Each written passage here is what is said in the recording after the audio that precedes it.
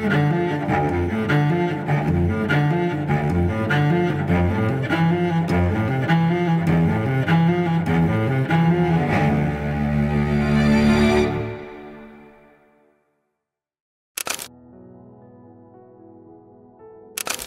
Bapak Ibu Saudara sekalian, kita bertemu kembali di dalam Terang Bagi Jalanku, program pembacaan Alkitab kita. Hari ini kita akan melanjutkan pembacaan kita dari kitab Kisah Para Rasul pasal 15 ayat 12 sampai dengan 21. Sebelumnya mari kita sekali lagi berdoa di hadapan Tuhan. Bapa di dalam surga, kami saat ini berdoa meminta pertolongan-Mu. Kiranya Tuhan dengan belas kasihan yang besar boleh beserta dengan kami. Pimpinlah kami Tuhan, berikanlah kepada kami firman-Mu, sehingga kehidupan kami ini boleh dibentuk berdasarkan pembacaan firman Tuhan yang sehat. Terima kasih Bapa, dalam nama Tuhan Yesus kami bersyukur. Amin. Terdiamlah seluruh umat itu. Lalu mereka mendengarkan Barnabas dan Paulus menceritakan segala tanda dan mujizat yang dilakukan Allah dengan perantaraan mereka di antara bangsa-bangsa lain. Setelah mereka selesai berbicara, berkatalah Yakobus, "Saudara-saudara, dengarkanlah aku. Simon telah menceritakan bahwa pada mulanya Allah menunjukkan rahmat-Nya dengan memilih bagi namanya suatu umat dari bangsa-bangsa lain. Hal itu sesuai dengan ucapan-ucapan para nabi seperti yang tertulis. Kemudian aku akan kembali dan membangun kembali pondok Daud yang telah roboh. Reruntuhannya akan kubangun kembali dan akan kuteguhkan, supaya semua orang lain mencari Tuhan, bahkan segala bangsa yang atasnya namaku disebut. Demikianlah firman Tuhan yang melakukan semuanya ini, yang telah diketahui sejak semula. Sebab itu aku berpendapat bahwa kita tidak boleh menimbulkan kesulitan bagi mereka dari bangsa-bangsa lain yang berbalik kepada Allah. Tetapi jika kita harus menulis surat kepada mereka supaya mereka menjauhkan diri dari hal-hal yang telah dicemarkan berhala-berhala, dari percabulan, dari daging binatang yang mati dicekik, dan dari darah. Sebab sejak zaman dahulu hukum Musa diberitakan di tiap-tiap kota dan dibacakan tiap-tiap hari Sabat di rumah ibadat." Sampai di sini pembacaan Alkitab kita. Saudara-saudara sekalian, kita masih mengingat ya bahwa setting bagian Alkitab yang kita baca ini adalah sidang di Yerusalem. Sidang di Yerusalem itu membicarakan terutama permasalahan apakah orang-orang Kristen yang non-Yahudi itu ketika mereka itu mau menjadi Kristen, mau mengikuti Yesus Kristus, mereka harus menjadi orang Yahudi dahulu. Dan kita tahu sudah bahwa argumen di baliknya adalah argumen yang kita sebetulnya sangat bisa pahami, saudara. Tentu saja bagaimana kita bisa mengatakan kita mau mempercayai Mesias yang dipercayai oleh orang-orang Yahudi. Kita mau mempercayai Mesias yang dijanjikan di dalam Alkitabnya orang Yahudi. Mesias yang dijanjikan di antara komunitas orang Yahudi. Kita mau mengatakan bahwa saya mau mengakui Mesias yang itu. Saya mau mengikuti Mesias yang itu. Saya mau berbagian di dalam cerita mesianik Mesias yang itu. Tapi kita mengatakan bahwa saya tapi orang bukan Yahudi. Nah ini kan ya agak aneh ya saudara. Oleh karena itu sangat bisa dimengerti kalau orang-orang pada waktu itu menganggap bahwa kalau Anda itu mau mengikuti Yesus Kristus yang adalah Mesias yang dijanjikan di dalam perjanjian lama. Nah, ini kadang-kadang satu hal yang kita orang-orang Kristen tuh jarang untuk memahaminya secara demikian, saudara. Kita itu biasanya Kristus yang kita pahami itu adalah Kristus yang inkarnasi dari sorga datang ke bumi. Dimana itu memang adalah satu buah doktrin yang benar, saudara. Dan memang diafirmasi di dalam kitab suci kita, saudara. Bahwa Kristus Yesus yang kita pahami adalah Kristus Yesus yang datang dari sorga ke dalam dunia. Jadi gerakannya itu vertikal, dari atas ke bawah. Namun saudara, kita tidak boleh lupa bahwa kitab suci kita itu juga atau bahkan ya terutama juga menyatakan bahwa Yesus Kristus itu adalah Dia yang datang di dalam penggenapan yang bersifat horizontal. Dia bukan sekedar dari sorga datang ke dalam bumi, tapi dia juga adalah dari nubuatan perjanjian lama digenapkan di dalam perjanjian baru ini, saudara. Maka ada gerakan horizontal. Kalau kita itu cuma memahaminya secara vertikal, dari atas ke bawah, mungkin bagi kita sudah tidak terlalu perlu itu Yesus itu Yahudi atau bukan, Yesus itu sulung atau bukan, Yesus itu lahirnya itu ceritanya silsilahnya seperti apa, buat kita nggak terlalu peduli, saudara. Tapi saudara, kalau kita memahami perjanjian lama dengan baik, ya nggak bisa demikian. Saudara bisa melihat kenapa kok Injil Matius, kenapa kok Injil Lukas itu merasa perlu untuk memasukkan silsilahnya Yesus Kristus, saudara? Kenapa dalam kitab suci kita itu perlu ada silsilah Yesus Kristus? Kenapa kok tidak cukup seperti kayak Injil Yohanes saja, saudara? Dia adalah dari atas yang datang ke bawah. Firman itu telah mendatang dan menjadi daging, lalu diam di antara kita seperti kayak pendekatan Yohanes dari atas ke bawah. Kan cukup pakai pendekatan seperti itu. Kenapa kok harus dijelaskan bahwa Yesus adalah dari keturunan Abraham? Bahkan Lukas mencatat bahwa Yesus itu adalah dari Adam, saudara, sampai kepada Kristus. Kenapa mesti demikian, saudara? Karena Kristus kita bukan cuma punya gerakan vertikal dari atas ke bawah, tapi juga gerakan horizontal dari PL kepada PB. Nah, kita kalau punya pemahaman yang kedua ini, saudara, kita akan merasa cukup bisa mudah dimengerti ya. Kenapa kok orang-orang Yahudi mula-mula itu ya, ketika mereka itu orang-orang Yahudi Kristen ya, mereka berpikir bahwa kok ya aneh ya, ada orang Gentiles, non-Yahudi, tiba-tiba saja mau menjadi orang Kristen, mau percaya kepada Mesiasnya orang Yahudi. Jadi kata Kristen ya, Kristen atau pengikutnya Kristus, pengikut gerakan Mesianis itu, tapi tidak percaya kepada penggenapan-penggenapan Mesianis yang ada dalam perjanjian lama. Nggak jadi orang Yahudi dulu. Kok ya agak aneh. Seaneh kalau saudara itu mengatakan, saya kepengen mendapatkan THR dari perusahaan A, tapi padahal saya bukanlah pegawai dari perusahaan A. Kan ya aneh. Saya kepengen mendapatkan gaji, saya kepengen mendapatkan THR, saya kepengen mendapatkan hari libur dari perusahaan A, padahal saya tidak bekerja dalam perusahaan A. Kan ya aneh, saudara. Oleh karena itu, saudara, cukup bisa dimengerti, saudara. Kalau ada orang-orang yang menganggap bahwa untuk menjadi orang Kristen harus menjadi orang Yahudi dulu, harus disunat, menjadi proselit. Tetapi, saudara, untuk argumentasi itu di dalam sidang Yerusalem ini dikatakan bahwa tidak.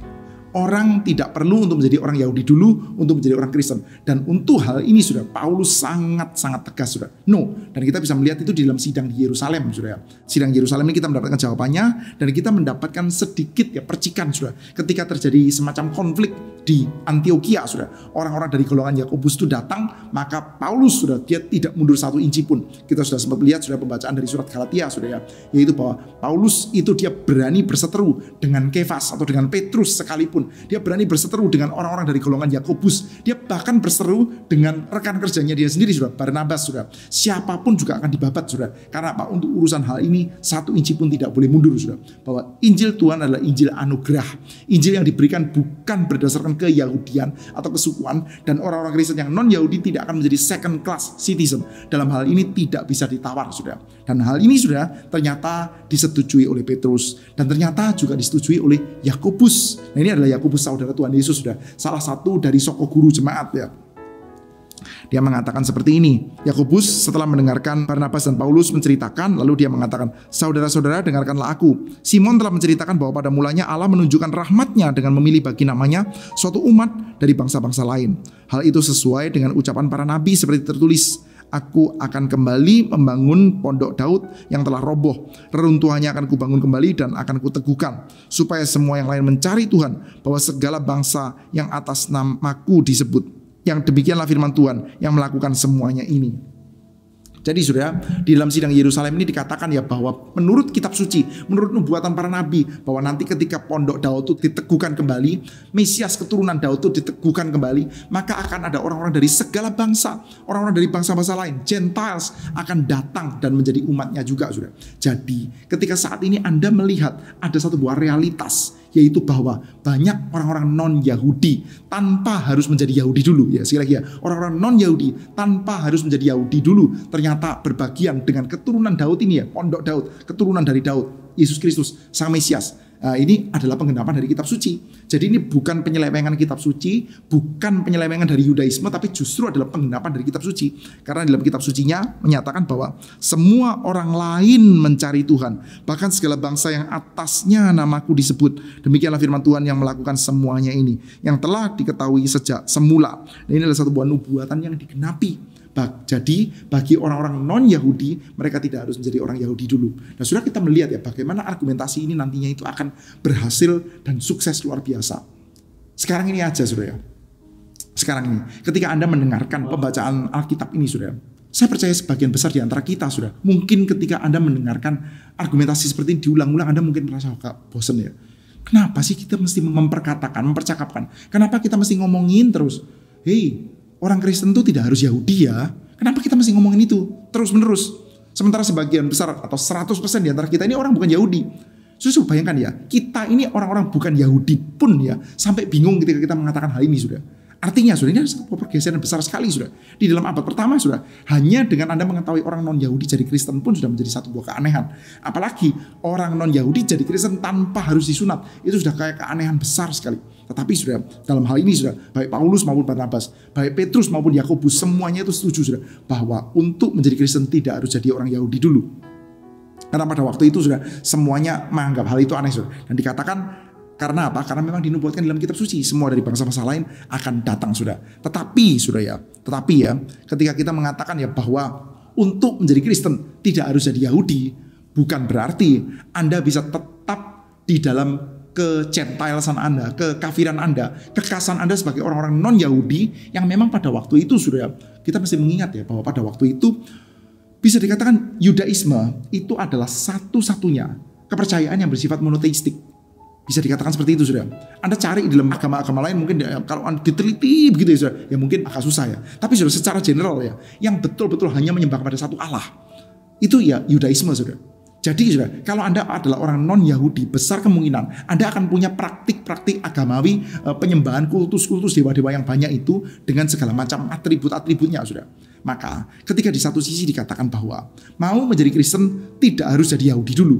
Bukan berarti mau jadi Kristen ya saya boleh tetap menjadi orang kafir yang pola hidupnya paling tidak itu adalah pola hidup yang berkaitan dengan penyembahan dewa-dewa kafir. Tentu saja tidak sudah. Nah maka sudah kita mendapati ya ada pernyataan seperti ini. Sebab itu aku berpendapat bahwa kita tidak boleh menimbulkan kesulitan bagi mereka dari bangsa-bangsa lain berbalik kepada Allah.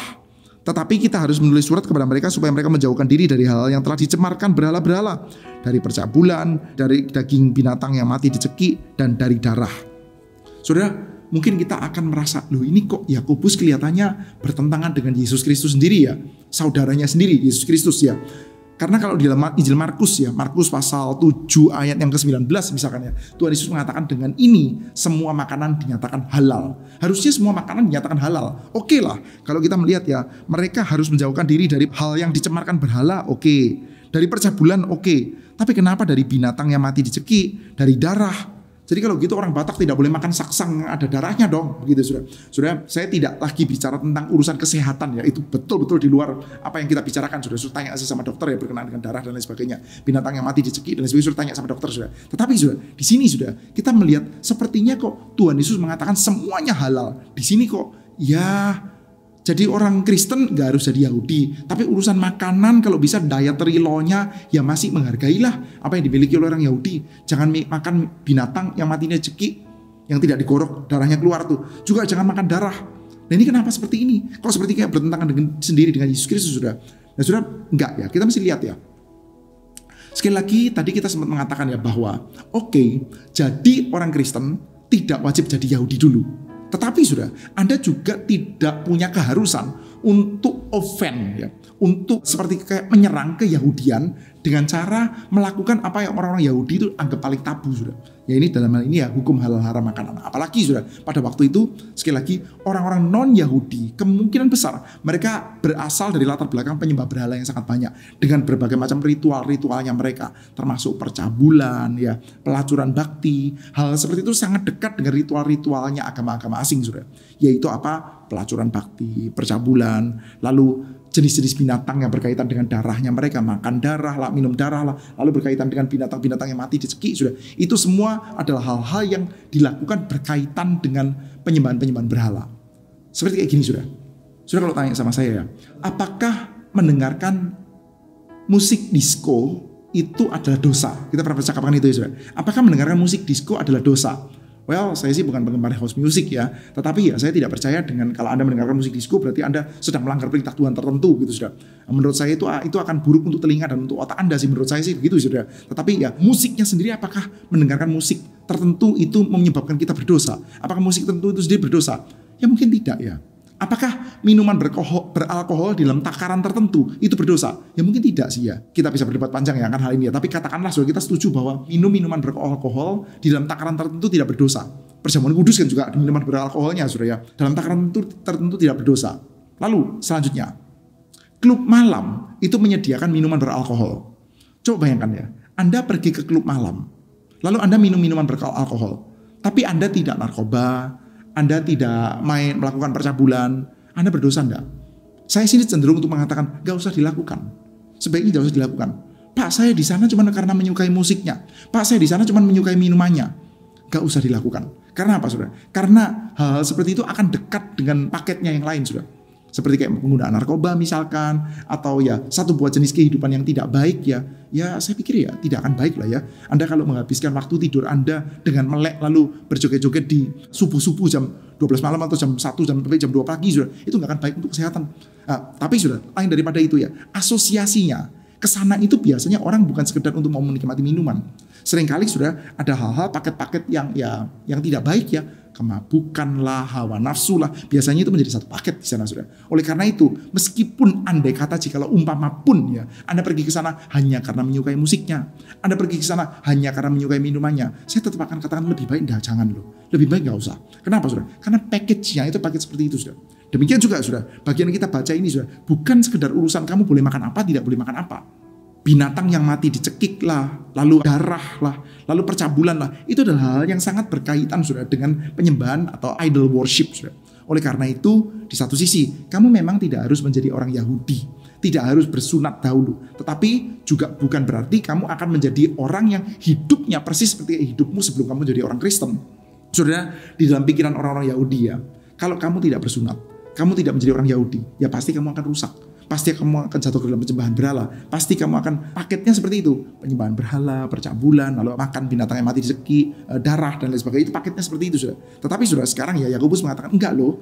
Kita bisa menjadi orang Kristen tanpa jadi orang Yahudi dan tanpa harus menjadi orang-orang rusak yang hidupnya persis seperti kayak penyembah-penyembah berhala, saudara. Nah itu, saudara, kita mendapati ya semacam kayak perimbangan yang dinyatakan oleh Yakobus. Saudara, ini adalah Yakobus ya, yang kalau kita lihat dalam kitab Galatia ya, surat Galatia ya, orang-orang dari golongan Yakobus yang dikenal sebagai orang saleh, taat kepada hukum adat istiadatnya orang Yahudi, saudara. Dia sendiri mengatakan itu, saudara. Tidak harus jadi orang Yahudi, tidak harus bersunat, tetapi bukan berarti kita bisa hidup persis seperti kayak orang kafir, saudara. Sama, saudara. Saya percaya ya, di antara orang-orang Kristen saat ini, saudara, kita juga percaya bahwa kita memang tidak dituntut untuk menjadi orang Yahudi. Kita itu percaya dengan etika oleh Tuhan Yesus ya, bahwa semuanya itu halal. Paulus juga mengatakan seperti itu dalam surat Roma ya. Semuanya itu boleh bagi saya, semuanya itu halal, tetapi tidak semuanya itu berguna. Maka pilahlah, pikirkanlah apa yang baik untuk kemuliaan Allah boleh dinyatakan. Ini bukan sekedar terutama urusan boleh, tidak boleh, haram atau halal, tapi ketika kita menjadi orang Kristen, pertanyaan kita terutama itu bukan ini boleh nggak, itu boleh nggak, gini aja kok dilarang. Pertanyaan kita bukan itu. Pertanyaan kita adalah apa yang menurut kita paling baik untuk menjadi berkat bagi sesama. Apa yang paling baik untuk memuliakan Allah, itu yang kita kejar. Bukan bare minimum apa yang nggak boleh, saya nggak mau sampai kepada yang nggak boleh ini. Tapi yang boleh-boleh saya mau melakukan, saudara. Yang kita kejar adalah bagaimana kita bisa memuliakan Allah. Yakobus menyatakan, jadi orang Kristen lah, jadilah orang Kristen tanpa harus jadi orang Yahudi. Tapi yang namanya package yang jadi orang Kristen adalah juga tentu saja menjauhkan diri dari hal-hal yang bersifat penyembahan berhala, hal-hal yang berasosiasi dengan keburukan-keburukan itu. Baik, rekan-rekan sekalian, hari ini saya mengajak kita untuk bersama-sama berdoa, saudara.